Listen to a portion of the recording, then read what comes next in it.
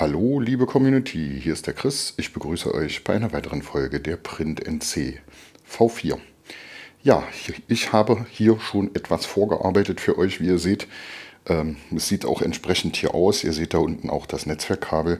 Chrissy hat auch schon angefangen, beziehungsweise ich habe die Netzwerkkabel schon gemacht. Ja, die gehen dann hier zum Toolhead und dann gehen sie natürlich hier auch zum Gantry und vom Gantry aus geht alles im Schlepp. Alle Kabel sind schon verlegt, ja, die liegen da hinten schon als Bund sozusagen, um hier in den Schaltschrank zu kommen. Hier am Schaltschrank seht ihr, habe ich einige Löcher gebohrt. Da oben wird noch ein Kabeldurchführung wird da noch reinkommen. Da kommt das USB-Kabel rein und ja, ich habe dann schon mal ein bisschen was gebastelt. Hier die IDC-Kabel angeschlossen.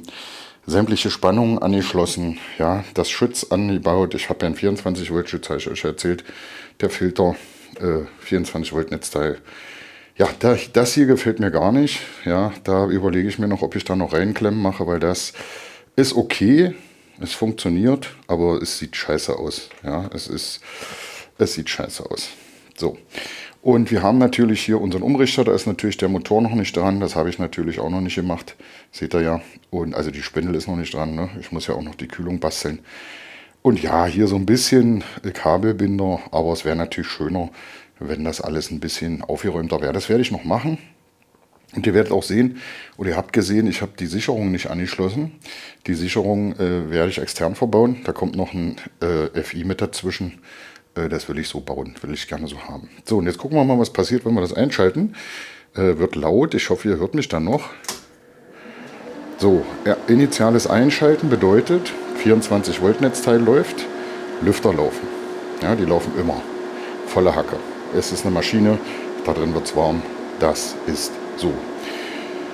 Dann haben wir unseren Ein- und Ausschalter. Beim Einschalter zieht das Schütz an und das FlexiHall hat 24 Volt, das zeigt uns das auch mit einer LED. Und wir haben natürlich hier unten unsere 48 Volt Netzteile, beziehungsweise 45, und die gehen dann auch an. Ja, also wir drücken mal drauf. Ja, boom, ist drin. Wir sehen, die Kollegen haben 45 Volt, FlexiHall lebt, der Umrichter lebt, es ist alles in Ordnung, funktioniert alles. Wie gesagt, die Netzteile hier unten laufen jetzt auch an mit ihren Lüftern. Ist natürlich laut, na klar. Jetzt machen wir aus. Schütz fällt ab. 24 Volt sind weg. Ihr werdet auch gleich sehen, ihr habt es gesehen, ne? Die Treiber gehen auch aus. Der Wechselrichter hat auch keine Spannung mehr, geht auch aus. Und ja, wenn wir das Ganze wieder anschalten, dann fährt wieder alles hoch, wie wir das eben so kennen. Ja? Und wenn wir den Notaus drücken, das war ja das Ziel, dass der Notaus auch dafür sorgt, dass hier alles ausgeht, dann sehen wir, das Schütz fällt ab im Falle eines Notausdrückens. Alles geht aus. FlexiHall hat keine Spannung mehr. Und dementsprechend ist es aus. Ja. Was wir jetzt natürlich machen können, wir können den Notaus wieder rausziehen.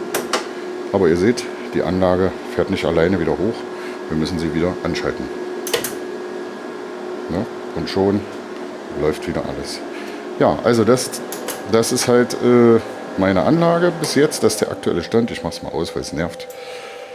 Wir müssen die Spindel noch verbauen mit den entsprechenden Kühlschläuchen. Ich habe jetzt natürlich euch erzählt, dass ich wahrscheinlich eine Bucketkühlung machen werde, weil ich ja, meine ganzen Sachen von der Wasserkühlung noch nicht habe.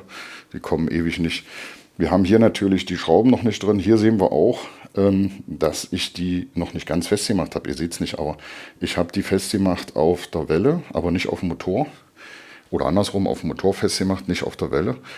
Das gleiche auch hier. Ja, also ihr könnt hier gucken, hier seht ihr, bewegt sich nicht, sondern wenn wir nachher testen, wegen der Drehrichtung, dann können die Motoren sich drehen, ohne die Achse zu bewegen. Ja, und dann können wir gucken, ob alle in die richtige Richtung laufen. Müssen wir die vielleicht nochmal umstellen.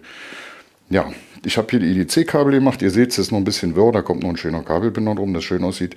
Das ist hier das vom Gantry. Ne? Das muss natürlich hier noch mit rein ins FlexiHall. Und den Toolsetter müssen wir hier noch machen. Hier werden wir Toolsetter Hold anschließen und hier werden wir den Toolsetter an sich anschließen. Der ist ja da hinten, da ist er. Ja.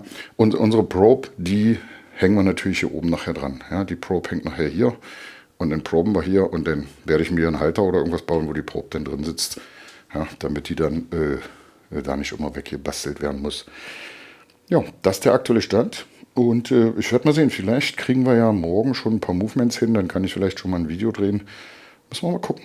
Ja, ich muss erstmal einen C-Sender einrichten und gucken, ob ich das irgendwie mit dem Tablet erstmal steuere, weil mein Steuerrechner ist auch noch nicht da. Ja, naja, wir werden sehen. Also ihr seht, ich habe hier ganz schön Chaos gemacht. Und ja, wir müssen jetzt erstmal aufräumen und morgen geht es dann weiter. Ja, ich bedanke mich fürs Zuschauen. Wenn ihr Fragen habt, dann schreibt sie in die Kommentare. Ansonsten könnt ihr auch gerne in den Discord kommen. Macht's gut, tschüss, euer Chris.